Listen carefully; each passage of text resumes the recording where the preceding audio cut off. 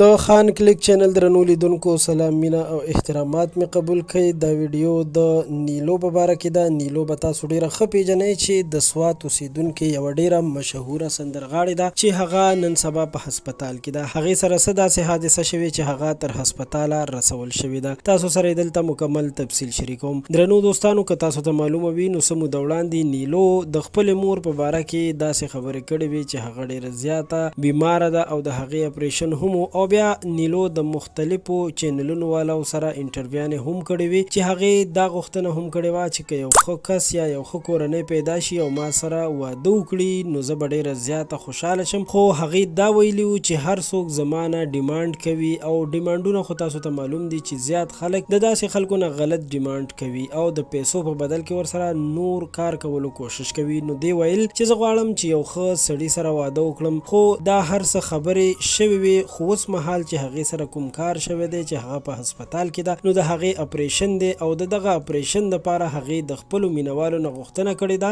چې وایي چې زه په هسپتال کې یم، په سخت حالت کې یم، ماته دوا وکړئ چې الله پاک ماته روغ صحت راکړي. د دې سره ډیرو خلکو هغې ته په کمنټونو کې څه داسې نازیبا الفاظ کارولي دي چې ډیر زیات د حیرانتیا خبره ده چې څنګه یو پښتون او مسلمان داسې کار کولی شي چې یو ښځې ته داسې غلطې خبرې ولیکي. خو خیر دا هر څه په خپل ځای مونږ تاسو له پکار دی چې چاته هیڅکله هم سپکه خوله ونه کارو او سپکې خبرې ونه کړو.